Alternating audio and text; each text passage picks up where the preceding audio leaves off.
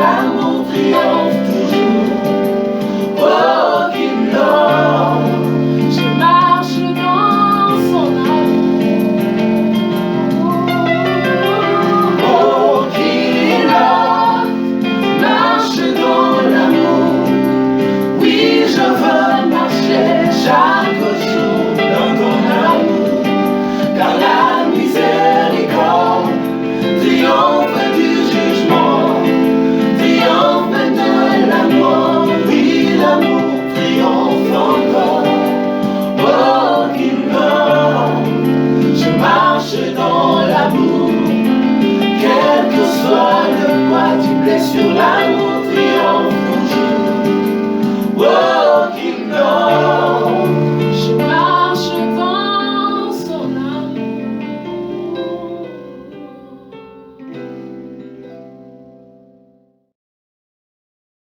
Bonjour frères, sœurs, soyez les bienvenus à notre culte dominical de ce matin.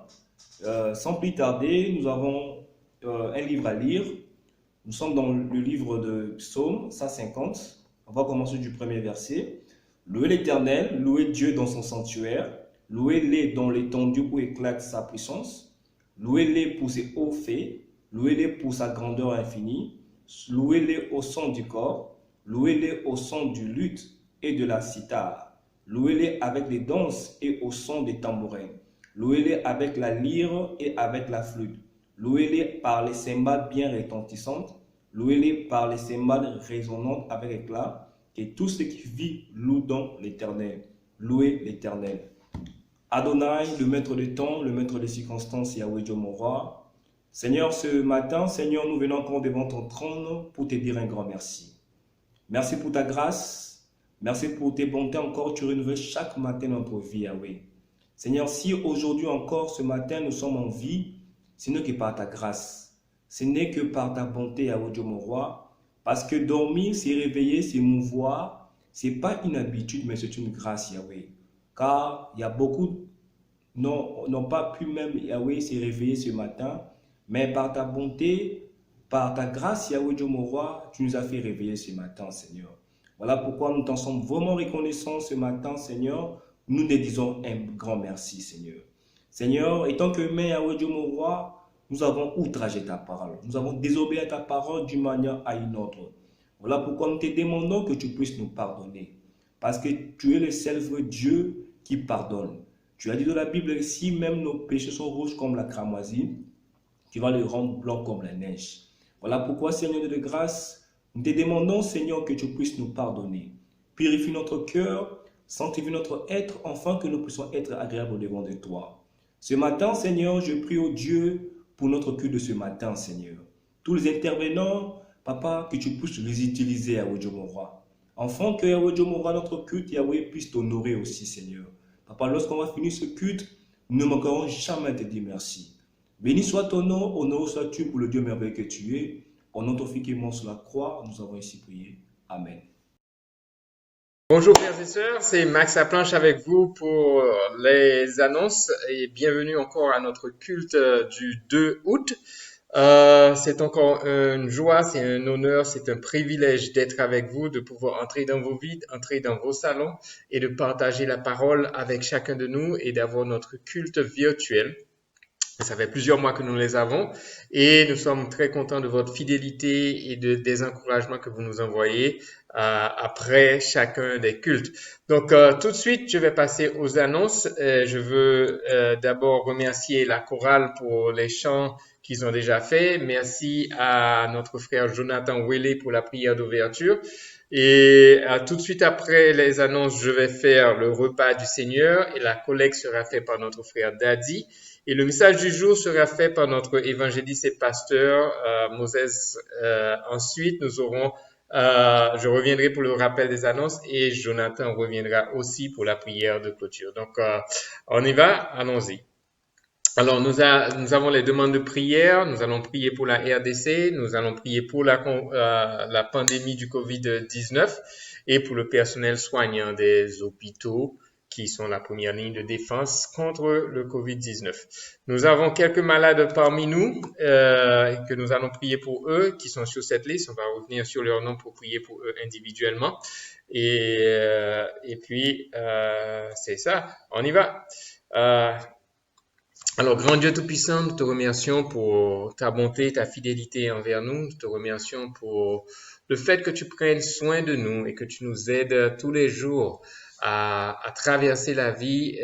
Et certains de nos frères et sœurs deviennent malades et pourtant tu veux qu'ils aillent directement et qu'ils récupèrent rapidement. Père, nous avons des frères et sœurs qui sont parmi nous, qui ont des maladies, qui demandent des soins permanents, Père, et nous voulons prier pour eux et que tu puisses soulager leur douleur. Il y en a qui ont des besoins de se faire opérer, qui n'ont pas encore tous les moyens et toutes les capacités. Nous prions que tu soulages leur douleur en attendant et que tu mettes ta main guérissante aussi sur eux. Nous prions, Père, pour notre sœur Maman Mado Mandjango, pour Mado Ntumba, pour Élise Mambwini, pour Faïda Chungu, pour Laurence Yagi, pour Séraphine Lomako et Sylvie Antoine, Père. Que tu mettes ta main sur ces sœurs et que tu les protèges de la douleur et qu'occasionne leur maladie et que tu leur donnes la force de récupérer, que tu leur donnes les médicaments et les opportunités et que tu permettes, Père, que les médecins fassent de bons diagnostics et de bons traitements qui puissent être à nouveau avec nous en pleine santé. Nous prions aussi pour nos frères Cédric Madiali, pour Aldin Kiyedi et pour Héritier Itongo, Père. Nous avons besoin de ces frères avec nous en pleine forme et en pleine vigueur pour continuer à annoncer ton royaume, Père. Nous te remercions, Père, pour le personnel soignant des hôpitaux et qui sont cette ligne de défense pour les médecins, les infirmières, que tu puisses les protéger. Nous te remercions aussi que la pandémie du COVID-19 est en train de ralentir ces derniers temps en RDC, mais quand même, elle est encore présente et nous prions, Père, que tu nous aides à nous protéger et que nous aides à protéger les autres. Nous te remercions encore pour tout et c'est au nom de ton Fils Jésus-Christ que nous prions. Amen. Alors, nous allons continuer avec les statistiques du COVID. Au 31 juillet, nous sommes à 9084 cas recensés et détectés, confirmés qui ont eu le COVID-19 en RDC. Et de ces cas, il y a seulement 1839 cas actifs. Donc, le nombre de cas actifs est en train de diminuer et le nombre de guéris est en train d'augmenter. Et nous sommes très contents de cette bonne nouvelle. Il y a 7030 cas qui ont été guéris et confirmés guéris. Par contre, nous avons 215 décédés. Et autre chose, c'est que la pandémie aussi se répand à travers les provinces. Et maintenant, nous sommes à 17 provinces qui sont touchées. Et encore, les provinces de Kinshasa, du Congo central, du Haut-Katanga sont en train de mener le peloton. Donc, nous allons passer bientôt, nous rappelons les gestes barrières que nous rappelons tout le temps et nous prions que nous puissions prendre à cœur ces gestes barrières et c'est une façon pour nous de nous protéger. Nous connaissons que quand nous portons le masque, nous réduisons de pratiquement 100% notre risque d'explosion et d'être contaminé. Par contre, si les autres en face de nous ne portent pas le masque, eh bien, nous augmentons notre risque devant une personne qui n'a pas son masque. Donc, notre devoir, c'est de nous protéger et en même temps de protéger les autres. Amen. Donc, le port du masque est obligatoire et comme nous le savons, nous pouvons faire nos tests dans ces instituts de santé, dans ces cliniques de santé qui sont sur la liste donc si nous savons que nous sommes à risque ou bien contaminés ou quoi que ce soit, ou malades et avec les symptômes du COVID-19, vaut mieux se faire examiner et rester chez soi et s'isoler. Alors, comme je disais, l'état d'urgence a été levé mais la pandémie n'a pas disparu. Donc, nous sommes en train de programmer notre retour à la maison. C'est très important, les instructions que nous sommes en train de donner. Il faut que chaque frère, chaque sœur prenne à cœur chacune de ces instructions et s'assure que lui-même, il respecte les instructions. Et comme ça, on peut s'assurer que tout le monde va respecter les instructions. Nous avons parlé que nous aurons une séance de formation pour les moniteurs, spécialement pour aider dans la gestion du COVID-19 et on va voir les détails tout à l'heure dans la vidéo qu'on va projeter. Et aussi, nous voulons rappeler que nous aurons deux cultes à partir du 16 août par secteur. Donc, on parle des dimanches particulièrement. Donc, il faut qu'on prépare notre retour à l'église. Donc, nous aurons deux cultes de 1 heure de temps chacun et par secteur. Et dans ces cultes-là, la première heure va être réservée aux célibataires et aux étudiants uniquement. Donc, les célibataires et étudiants uniquement seront là dans ce culte. Et la deuxième heure sera réservée qu'aux mariés, aux enfants et aux adolescents et qui viennent avec leurs parents, bien sûr. Et les enfants de moins de 4 ans vont suivre le culte avec leurs parents dans la même salle et c'est une façon de protéger ces enfants. Et ensuite, les enfants de plus de 4 ans iront en petit nombre, en petits groupes avec leurs moniteurs choisis, avec des moniteurs choisis qui vont s'occuper d'eux. Et encore, ces enfants-là, on va tester la température pour chaque enfant avant d'entrer et de pénétrer dans la salle. Donc, je vous invite à suivre les instructions que nous avons préparées le jeudi dernier et pour le retour au culte d'ensemble. Je vous encourage à suivre. Merci. Alors, quelles sont les mesures de protection et les gestes barrières qu'il nous faudra surveiller? Alors, on va faire d'abord la vérification de la température à l'entrée de l'église. Donc, chaque frère, chaque sœur qui vient, il faut se faire vérifier si on n'a pas la fièvre. Si on a la fièvre, on va rentrer chez soi. Au fait, il faut même pas venir à l'église. Amen. Maintenant, si ta température est normale, tu peux entrer. D'accord? Maintenant, le port du masque est obligatoire durant toute la durée de votre présence au culte. Amen. Et ensuite, il faudra faire le lavage des mains et qui sera obligatoire pour entrer à l'intérieur. Et ensuite, le gel hydroalcoolique ou le gel hydroalcoolique devra être appliqué. Et il faut le faire que le service du protocole vous autorise à rentrer. Donc, vous lavez les mains, vous mettez le gel, vous portez votre masque, vous avez une bonne température, vous pouvez entrer. On est déjà habitué, dans tous les supermarchés, il y a la température. Partout où on rentre, on met la température. Donc, à l'église, on va mettre le pistolet de température pour vérifier qu'on n'a pas la fièvre. Amen. Autre chose, alors, cette personne est en train d'entrer avec son masque, ça paraît normal, mais il n'y a pas eu de check de température. Donc, il ne sera pas permis d'entrer au culte. Alors, ici, il faut d'abord faire le check de température, ensuite mettre le gel et entrer à l'intérieur de l'église. Donc, on va essayer de faire ou laver les mains ou mettre le gel et pour que tout le monde soit sécurisé en rentrant à l'église. Alors, le port du masque, c'est pas sous le menton, comme le premier bonhomme, c'est pas dans une oreille, c'est pas sous le nez. Donc, le port du masque, tout ça, c'est les mauvais ports du masque. Donc, il faut éviter ça, les frères et sœurs. Ne soyons pas des incrédules. La maladie est là, elle est réelle et nous savons que nous nous protégeons et nous protégeons les autres quand nous portons le masque comme il faut. Et on va voir comment on porte le masque. Alors, ça, c'est de profil. Du bout de l'oreille, c'est pas comme ça qu'on porte le masque. Sous le menton, c'est pas comme ça qu'on porte le masque. Sous le nez, c'est pas comme ça qu'on porte le masque. Le masque doit être exactement bien recouvrir notre nez et notre bouche. Amen. Regardez, et ça, c'est la bonne façon de le faire. Ensuite, on va garder la distanciation sociale de au moins 1 mètre à raison.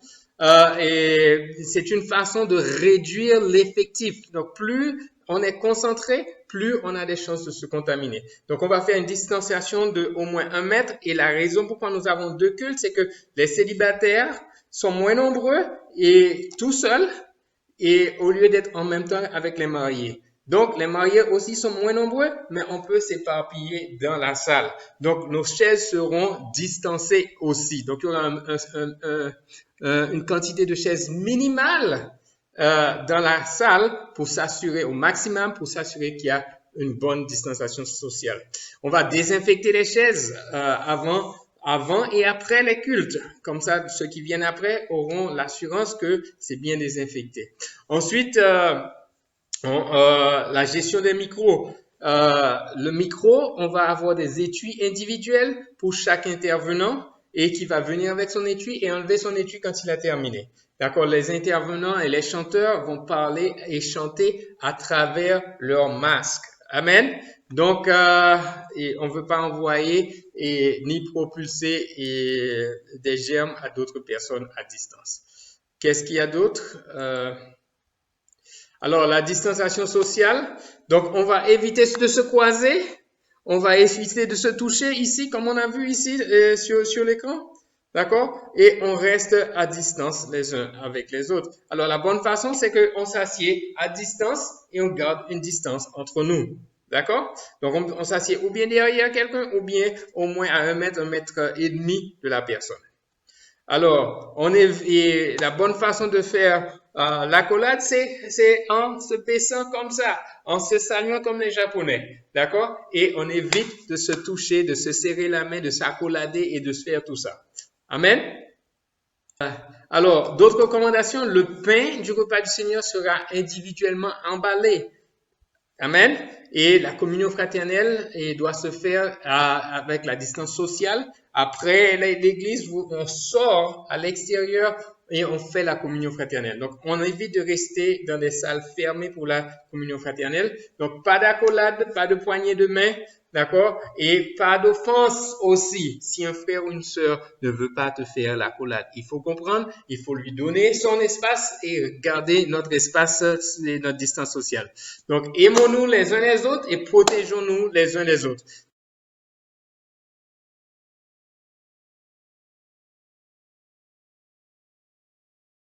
Je reviens pour le repas du Seigneur, justement. On va regarder une écriture, mais avant tout cela, allons faire une prière. Grand Dieu Tout-Puissant, te disons un grand merci pour ce moment qui est le plus important de notre culte, de venir devant toi et de prendre un moment de contempler et d'apprécier le sacrifice que notre Seigneur a fait pour nous. Je prie, Père, que tu puisses m'utiliser dans ce moment pour que le message que je puisse transmettre à mes frères et sœurs soit un message puissant qui nous donne la sensibilité qu'il faut de comprendre ce que Jésus-Christ a fait pour nous et que ça puisse nous motiver à être des chrétiens qui sont dignes du sang de Jésus-Christ qui a coulé pour nous. Donc, je prie, Père, que tu sois avec moi, que tu m'utilises, mais surtout que tu sois avec chacun de nous qui va écouter ce message et pour que ce message-là puisse le motiver à vivre vraiment pour toi. Et c'est au nom de ton Fils Jésus-Christ que nous prions. Amen. Nous allons lire dans Matthieu 26, versets 63 à 68.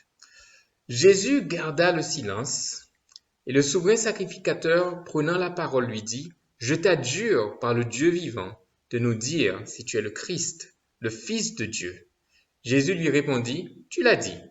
De plus, je vous déclare que vous verrez désormais le Fils de l'homme assis à la droite de la puissance de Dieu et venant sur les nuées du ciel. » Alors le souverain sacrificateur déchira ses vêtements, disant, « Il a blasphémé! Qu'avons-nous encore besoin de témoins?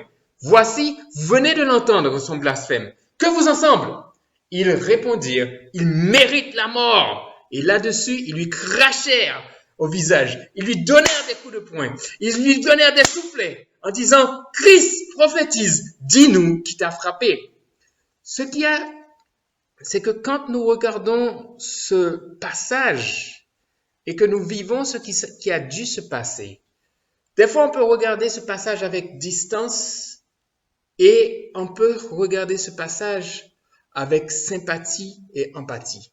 Alors, quand quelqu'un souffre, est-ce que nous avons naturellement de la sympathie pour cette personne?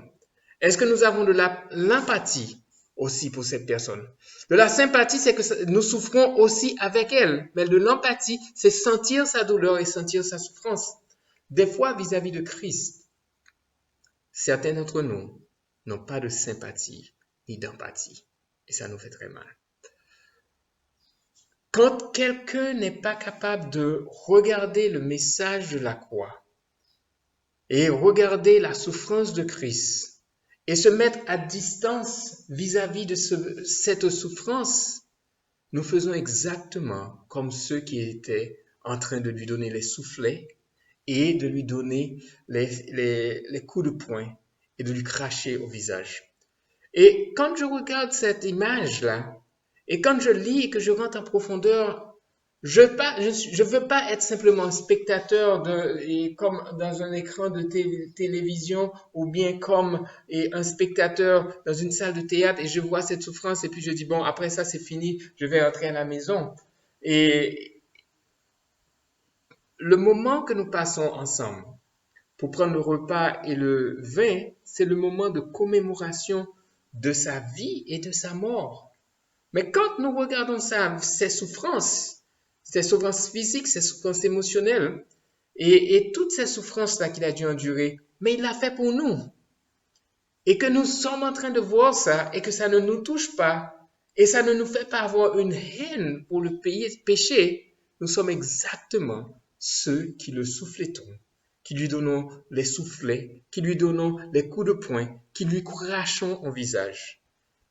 Mes frères, mes sœurs, je vous encourage à regarder ce passage et ne pas vous mettre comme des spectateurs, mais peut-être de vous mettre à sa place, parce que lui, il s'est mis à votre place. Il a pris la souffrance pour nous. Le châtiment qui nous apporte la paix sont tombés sur lui, selon Ésaïe 53. C'est lui qui a pris la souffrance alors que c'est nous qui devrions être à sa place. Lui, il a eu de l'empathie, de la sympathie pour nous, et nous restons à distance vis-à-vis de lui. Nous n'avons aucune sympathie. Mais si nous avons vraiment de la sympathie, si nous avons vraiment de l'empathie, nous ne voudrions pas le voir souffrir encore. Et nous savons qu'il souffre quand nous voyons qu'il est en train d'être souffleté, en train d'être craché, d'être humilié de cette façon. Mais il le fait pour nous. Et il nous demande simplement, aujourd'hui, frères et sœurs, de prendre le temps de considérer sa mort, que sa mort est de la valeur pour nous. Et si elle a de valeur pour nous, nous allons éviter de pécher. Nous allons nous protéger contre le péché et nous n'allons pas commettre de péché. Mais si nous continuons à pécher, nous sommes exactement comme ces bourreaux. Nous sommes encore en train de le souffleter. Nous sommes encore en train de cracher sur le sacrifice qu'il a fait. Nous sommes en train de lui donner des coups de poing et sa souffrance continue. Donc, allons avoir ce cœur d'empathie et de sympathie pour que ça nous motive à vivre pour lui, comme lui-même, il a décidé de mourir pour nous. Allons faire une prière pour que Dieu puisse bénir ce vin et ce pain. Amen. Grand Dieu Tout-Puissant, nous te remercions infiniment pour encore ta parole et le message de la croix du Christ qui résonne encore dans nos vies. On ne peut pas regarder ce message et rester indifférent. On ne peut pas regarder la souffrance de Christ et rester intouché. On ne peut pas regarder les soufflets et les crachats et les coups de poing sans savoir que c'est nous-mêmes, nos péchés, qu'il est en train d'endurer. Donc, Père, aide-nous à ne pas être ceux qui continuent à le maltraiter. Aide-nous à ne pas être ces bourreaux. Père, aide-nous à être dignes du sacrifice qu'il a fait pour nous. Aide-nous à vivre notre vie pour l'honorer et glorifier son nom. Et c'est au nom de ton Fils Jésus-Christ que nous prions en te demandant de bénir ce vin et ce pain. Amen. Attaché à la croix,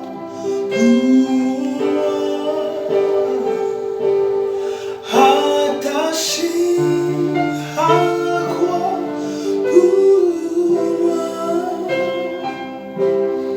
il a pris mon péché, il m'a délivré. Attaché à la croix pour moi.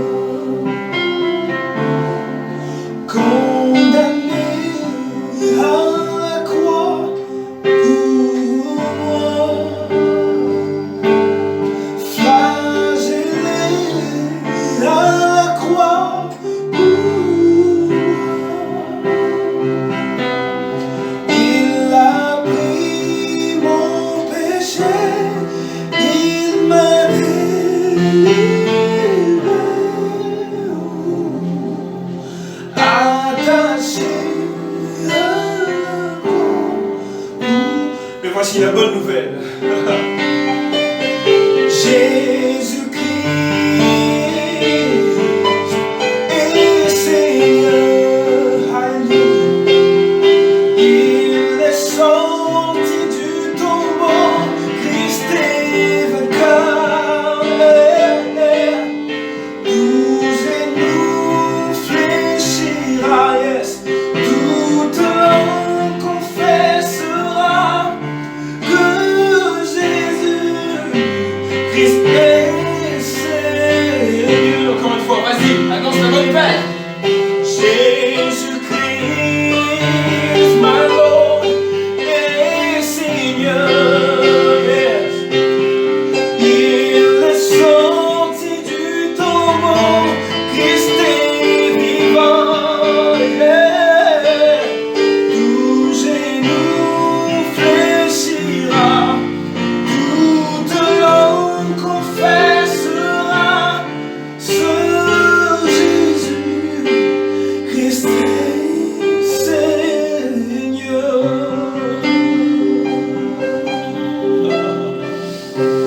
Ouais. Il est sorti du tombeau. Jésus est vainqueur. Amen.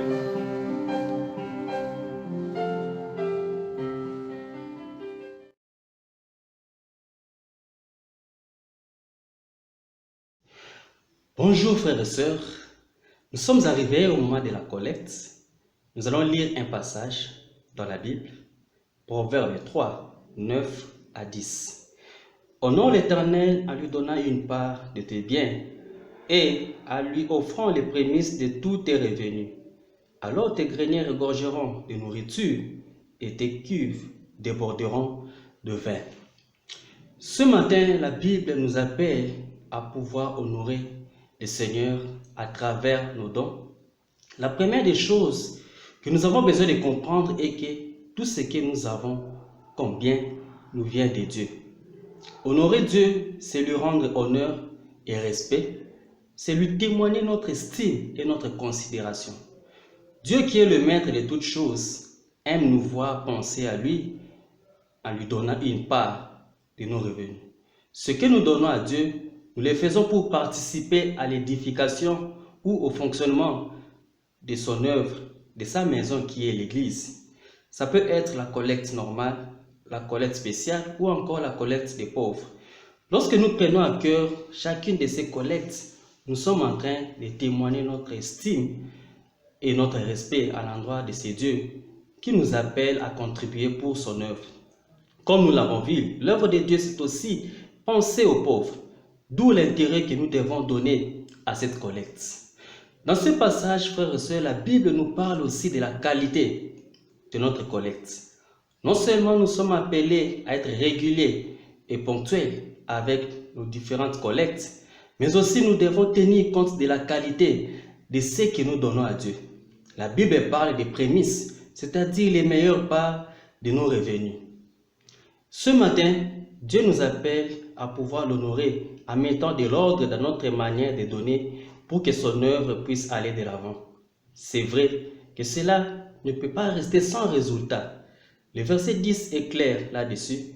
Dieu ne manquera pas de nous bénir abondamment. Prions. Seigneur Dieu, nous venons te dire merci pour cette collecte. Je prie que Dieu, tu puisses l'agréer en bénissant les frères et sœurs qui sont préparés, mais aussi à penser à ceux-là qui ce matin n'ont pas quelque chose. Qu'à la prochaine occasion, tous nous puissions le faire pour te donner gloire.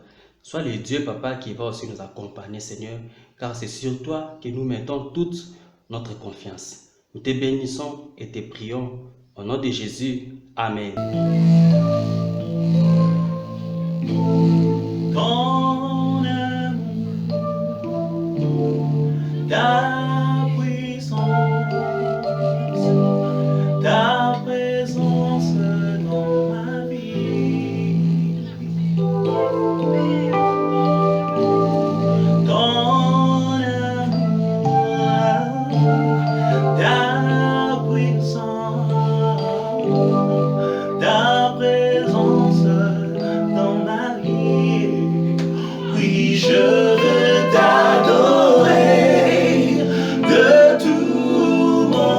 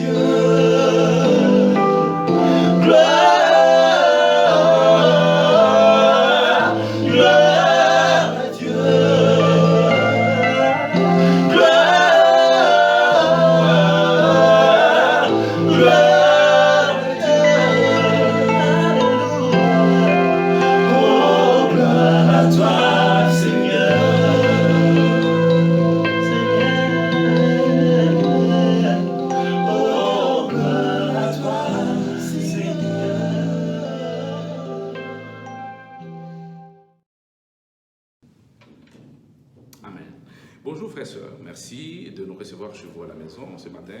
Nous sommes très contents de pouvoir passer le temps ensemble dans la parole de Dieu. Mais sans plus tarder, baissons la tête et prions. Père, merci pour ta grâce.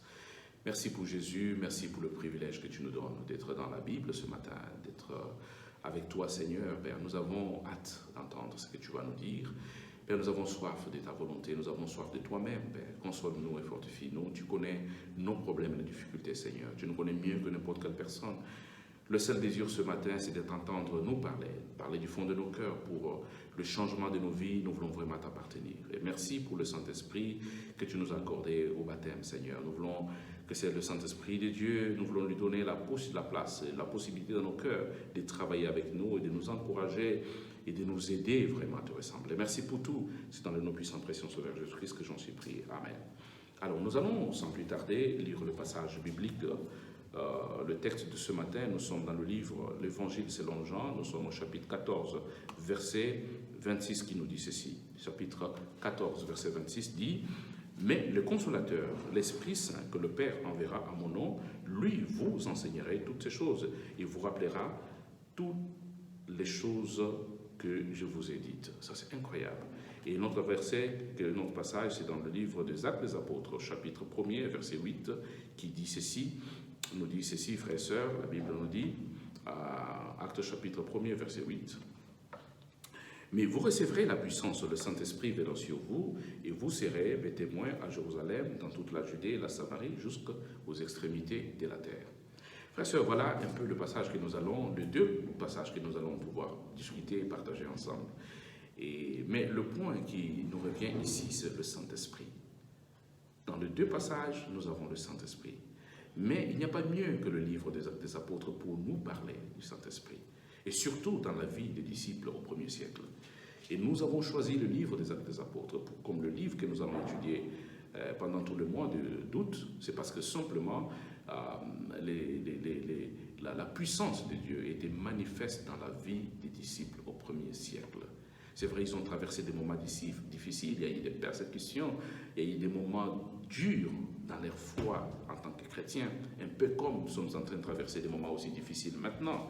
Mais la chose qui est très capitale que nous devons savoir, c'est que Dieu savait et Dieu sait que sans le Saint-Esprit, nous ne pouvons pas supporter les épreuves et les difficultés que nous traversons. Voilà pourquoi le mot consolateur, qui veut dire en grec parakletos, veut simplement dire quelqu'un qui nous est donné pour nous aider, pour nous conseiller, pour nous guider, pour nous défendre, pour intercéder pour nous.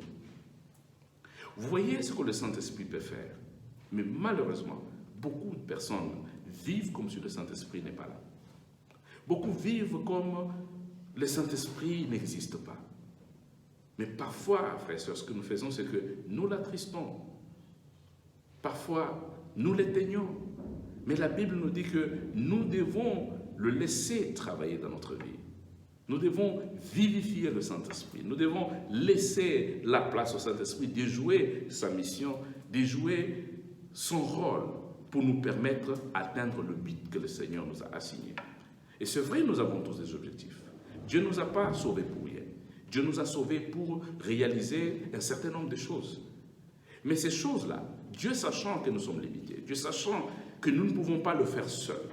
Voilà pourquoi, tout de suite, quand on se répand de nos péchés, on se fait baptiser, le Saint-Esprit arrive dans notre vie pour accomplir cette mission. Mais, rapidement, je vais vous partager quelques points que le Saint-Esprit veut réaliser dans notre vie. Le Saint-Esprit, numéro 1, le Saint-Esprit veut nous aider à glorifier le Seigneur. Parce que nous sommes créés pour ça. Nous sommes créés pour faire la joie de Dieu. Le Saint-Esprit veut nous aider à glorifier le Seigneur. Est-ce que nous sommes capables de le laisser vraiment nous aider à le faire? Ou aujourd'hui, notre vie glorifie le Seigneur, glorifie le monde? Et mais si, en tant que chrétien, notre vie n'est pas en train de glorifier le Seigneur, c'est simplement parce que nous n'avons pas voulu laisser le Saint-Esprit jouer ce rôle dans notre vie. Je voulais vraiment nous encourager ce matin à comprendre que nous sommes créés pour ça. Nous sommes créés pour que quand Dieu nous regarde, lui qui nous a sauvés, lui qui a décidé que nous devenons ce que nous sommes aujourd'hui. Parce que la Bible dit clairement que personne ne vient au Père sans que le Père ne l'attire. Donc, c'est par la volonté de Dieu que nous sommes convertis. Mais pourquoi il nous a convertis? C'est pour faire sa joie. Mais nous ne pourrons jamais faire cette joie si le Saint-Esprit ne nous accompagne pas dedans. Et deuxième chose, le Saint-Esprit veut nous aider vraiment à bâtir des relations spirituelles dans l'Église. Des relations profondes, des relations que nous appelons la communion fraternelle. Nous devons avoir ce genre de relations. Le Saint-Esprit veut le faire, veut nous aider à réaliser. Mais combien de gens sont convaincus que nous devons lui donner la possibilité de nous aider à le faire? L'Esprit veut nous diriger, veut nous guider, veut nous conduire à avoir ces relations. Ces relations nous protègent. Ces relations nous gardent de la chute. Et si vous regardez aujourd'hui, la vie chrétienne est faite pour vivre, être vécue ensemble. Je ne peux pas vivre seul ma vie chrétienne. Beaucoup d'aujourd'hui se contentent d'être seuls, à la maison, seuls, en train de faire ces choses. Mais Dieu est avec moi. Non, le Saint-Esprit veut nous aider à avoir cette relation-là. Dieu, le Saint-Esprit veut que nous soyons ensemble. Frères et sœurs, il est clair qu'on comprenne le besoin du Saint-Esprit dans nos vies. Le Saint-Esprit, non simplement, il veut nous aider à bâtir ces relations profondes, le Saint-Esprit veut nous aider aussi à ressembler à Christ. Frères et sœurs, nous sommes fatigués d'être nous-mêmes. Aujourd'hui, on est dans tel péché, demain, on est dans l'autre péché, mais le moment est arrivé qu'on se relève, frères et sœurs. Nous devons avoir la nature de notre Seigneur. Il nous a créés pour être semblables à lui. Le premier-né de Dieu, c'est notre Seigneur Jésus-Christ. Nous devons l'imiter, nous devons être comme lui. Voilà pourquoi même on nous appelle chrétiens, c'est parce que nous détenons ça de lui qui est Christ. Quand on nous dit chrétien, c'est-à-dire ce que nous sommes comme Christ. Mais comment nous allons arriver à être comme Christ si le Saint-Esprit ne joue pas ce rôle-là, nous? Il veut nous aider à être comme le Seigneur. Donnons-nous l'opportunité, donnons-nous l'occasion. Et autre chose que le Saint-Esprit veut faire, c'est quoi? C'est que Dieu veut nous aider, le Saint-Esprit veut nous aider aussi à combler les besoins des autres. C'est vrai, de nature, nous sommes égoïstes. De nature, nous pensons qu'à nous-mêmes. Voilà ce qu'est l'homme.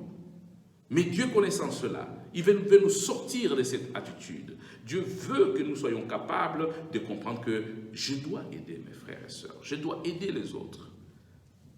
Je dois penser à d'autres personnes au lieu de penser qu'à moi-même. Et c'est ça qu'on appelle le service. Il nous a sauvés pour cela. Que nous soyons capables de rendre service aux autres. Mais nous ne pouvons pas le faire seuls sans le Saint-Esprit. L'Esprit de Dieu est là pour nous aider à accomplir le pourquoi Dieu nous a sauvés.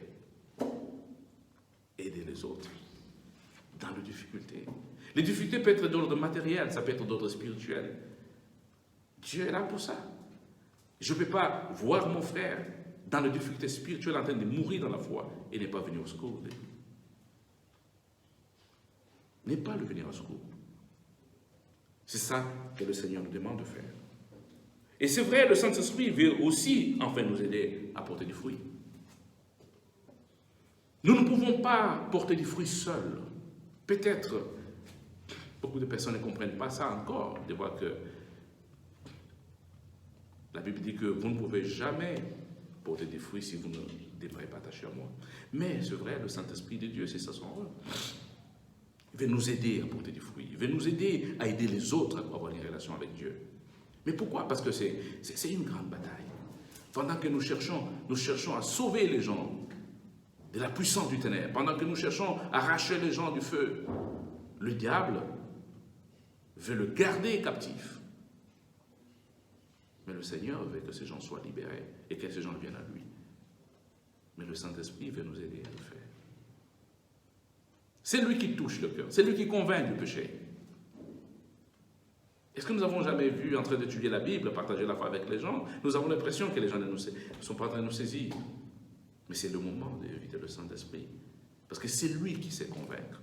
C'est lui qui touche le cœur des gens. C'est lui qui peut ramener les gens vers notre Dieu, le Père. Donc le moment est arrivé que le Saint-Esprit soit au centre de notre vie maintenant. Laissons les consolateurs nous aider à réaliser, à accomplir les objectifs pour lesquels le Seigneur nous a convertis et nous a sauvés. Frères et sœurs, voilà tout ce que j'avais avec nous pour nous partager ce dimanche matin. Que le Seigneur nous encourage et que nous commençons très bien ce mois d'août sous la puissance du Saint-Esprit. Que Dieu nous bénisse. Je vous remercie. Alors, pour rappel, merci Moses pour le message que tu nous as prêché aujourd'hui. Nous te remercions infiniment. Et pour rappel, nous avons les dévotionnels que nous envoyons pour les enfants chaque vendredi. C'est notre frère Jonathan Ouellet qui le fait. On les envoie sur les groupes WhatsApp. Et nous recommandons aux parents de télécharger l'application pour enfants, la Bible pour enfants. Aussi, après notre message, il y aura tout de suite un message audio qui va suivre et ensuite il y aura le transcrit de l'essentiel du message et les condensés SMS qui vont suivre. Alors, nous encourageons chacun à répondre au message. Après le culte, nous appelons nos frères, nos partenaires de formation, nos respectifs et dites-leur ce qui nous a touché dans le message. Nous pouvons souscrire à la page YouTube et Facebook et chaque fois qu'on aura des messages, vous serez informés et partagez vos réactions à travers le Facebook de Keba EICK. Et invitons les amis aussi à suivre les messages avec nous. Donc, merci aussi à notre frère Daddy pour la collecte. Et nous rappelons que nous pouvons déposer le montant que nous avons collecté le lendemain avant 9h du matin dans les sites, dans les Orange Money ou bien M-Pesa qui ont des numéros sur vos écrans.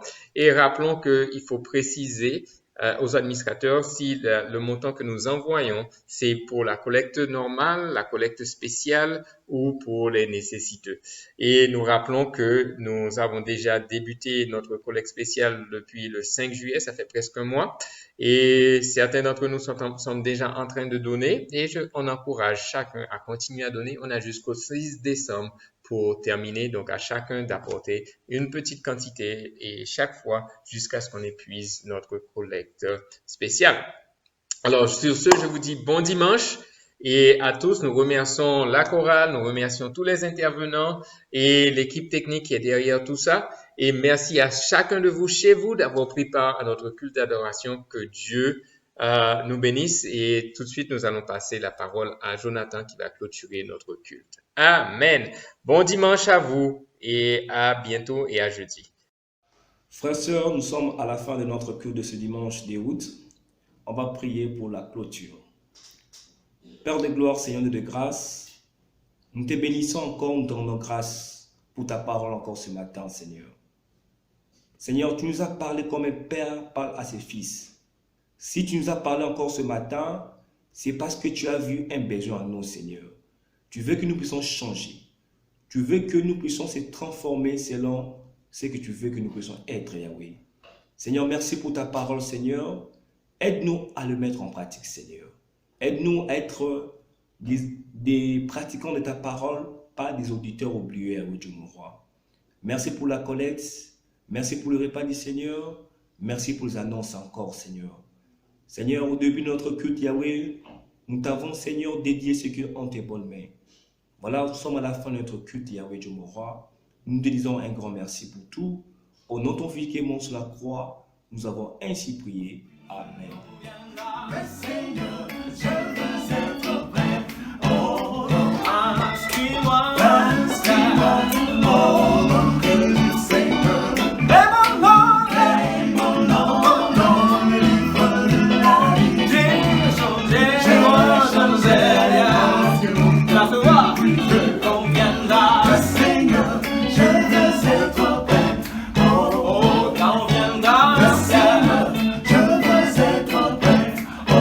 Oh,